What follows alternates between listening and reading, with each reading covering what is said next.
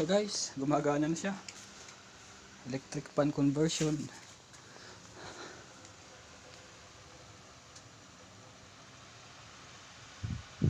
Ito yung control nyo.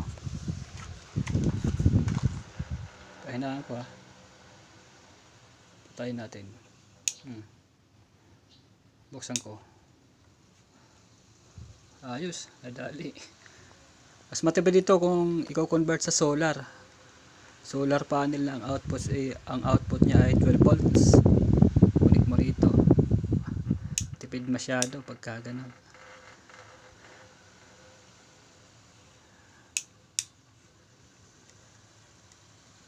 Malakas din naman siya, hindi nga lang siya kasing lakas ng original na 220 na motor talaga, pero hindi nagkakalayo sa lakas